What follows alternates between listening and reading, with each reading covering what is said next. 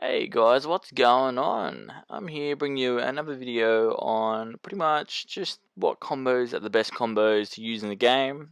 Now, these combos, I'm going to show you two of each class, which is 2 fire and 2 ice or frost.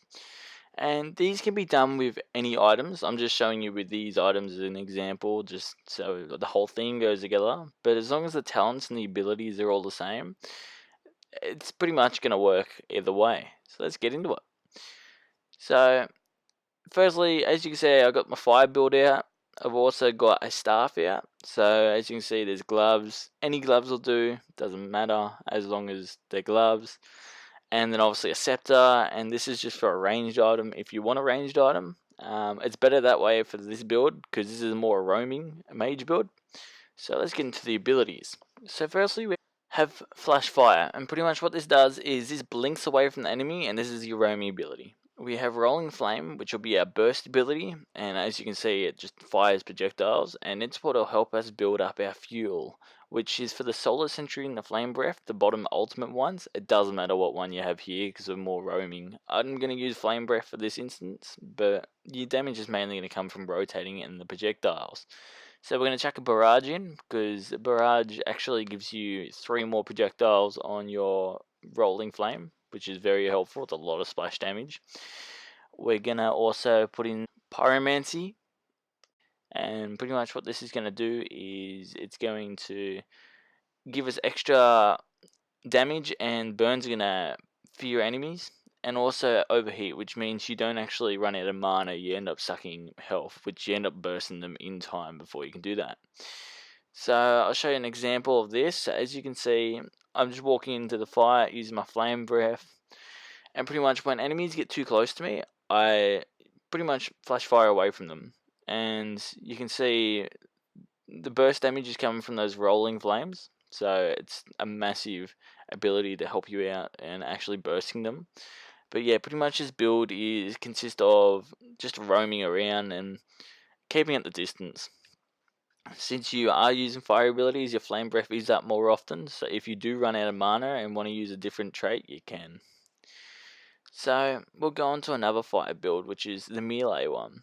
So we'll just swap out this scepter for Nova Blade, which is obviously any sword, doesn't matter. And this is what you'd do for a melee fire build. So you'd get your torch fire, or torch flame, mainly because everyone around you actually takes damage, so it's a big ability. We need Blazing Nova, which is an AoE ability. It'll AoE everyone around you. We got Solar Sentry, which is pretty much what's going to soak up the damage while we do the damage to them, and you will see that up ahead. Then we have our Dancing Flame talents we're going to put on, because pretty much this extends the length of it when we dodge people, which is, again, very helpful when it comes to fighting people. We're actually going to keep Overheat, and we're also going to keep Pyromancy, because it fears them, which lets you do more damage to them. So again, I'll show you an example of this build. So pretty much I go with my Torch Flame, I Blazing Nova them all outwards, mainly because it allows me to get more ground on them. And then I use my Solar Sentries as a little tanking device, because they actually go for it. So they do target Solar Sentry over me. So if you're in a big area of mobs, definitely do get Solar Sentries. Now we're going to go on to the Ice build. So with this Ice build, you'll see I'm just using, again, ice items as an example. I'm also going to use my Twister Sword for the higher up people who want to know. So Twister Sword actually unlocks Ruthless. Now, with this build, I'm going to show you the best way without the Twister Sword, but this is with the Twister Sword. So Ruthless does give you bonus damage if you on-stun people. Now, Primal Tactics, if you enable this, your melees actually stun them, which will actually help stack up your Ruthless, and that's what gives you more attack speed and damage in the end. So another ability too is Roaring Cleave, which this actually lets your Cleave Strike stun, which also stacks on top of your Ruthless. Those 3 abilities alone is enough to actually keep crowd control on them and to boost your effects, and obviously how much damage you do to them using melee weapons. So do definitely check that out. But for the people who actually have the Twisted Sword, add Cold Hearted in as well, because you are doing, if you have an ice build, Cold Hearted will obviously heal you if you kill them, kill ice people, and if you're using the gear I am, it's really helpful. The spells, we're obviously going to use Cleave Strike because it's the main one we stun with. We're going to use Whirlwind because it's a area of effect for the ice. And we're also going to use Tornado. Now, again, if you're using Twisted Sword, this does crit, and you'll see up ahead. So, as you can see, I'm critting instantly with the Tornado ability, but the main thing is pretty much you use your Cleaving Strike because you stun them. When you stun them, you get an extra chance of stunning them with your melee attacks, and also with your Tornado it stuns them. So you're pretty much sitting there melee attacking them for free. Now I'm going to show you my build. My build is a Ice build crossed with Void. Now Void builds aren't too strong in this game yet because they are still kind of in beta. There isn't any abilities or talents out for them. You can use all the melee ones, but yeah, there isn't much Void stuff out now. So as you can see, I'm using half Void, half Ice, and pretty much this is a Leech build. This build pretty much makes me invulnerable. So I'll enable Leap. I will also enable the ability Frostfall, and pretty much this gives me an extra leap in the air. And while you leap, you don't take damage in the air, so this is really helpful. And then I just grab Ice Blast or whatever, it doesn't really matter. I enable Shattering Loop, mainly because when you land on them, it shatters. We're also going to grab Frostbite, so when doing frost damage, it also shatters them. So pretty much it doesn't matter how much damage you do them, you just have a chance of shattering them instantly. And then we're also going to add Cold Hearted on top, which is already out, which you can see is out.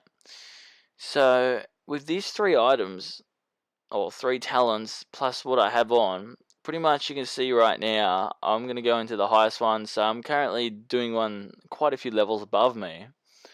And as you can see, they're not doing anything to me, because my sword is healing me, my killing the minions is healing me, and obviously I'm shattering them, so I'm pretty much instantly killing them.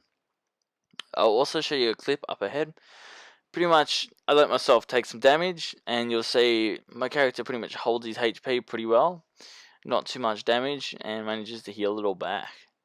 But the good thing about this game is it's so open to trying out different combinations. You can try out different combinations. You can see here, I'll show you guys a little trick. So pretty much if you're going to try some combinations, you see I have a Corrupting gear on, and currently it's 2 out of 5. And I'll also have my Polar gear, which is 3 out of 5. Now, a mini trick with this is there's a hat you pretty much get from a boss, and it looks like a clown's hat, but it's a greenie's cap. Pretty much what this does is it increases everyone's stats. You do get it from the last boss, and you do increase your stats on each item. So now you see it's 3-5 on the Corrupting, and it's also 3-5 on the Polar. So if you want to try the greenie's hat out with it, it can boost a lot of effects. If you're going for 2 fire builds, or if you're going for 2 ice builds, you can also grab the greenies cap, and this will increase your item set.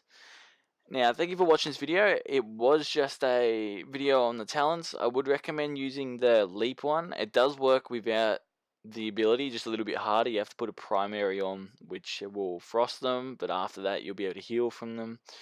If not, then the fire one with the first one I showed you guys, that is definitely the one I recommend. That's the one that I got through so many levels with. So if you're looking to buy talents and spells, definitely get that one. But if you're going to level up and get higher up in the game, you can try out all different ones. It just depends on what your playstyle is like. Thank you for watching this video. I appreciate all the likes and subscribes in the last few days. You guys have been amazing.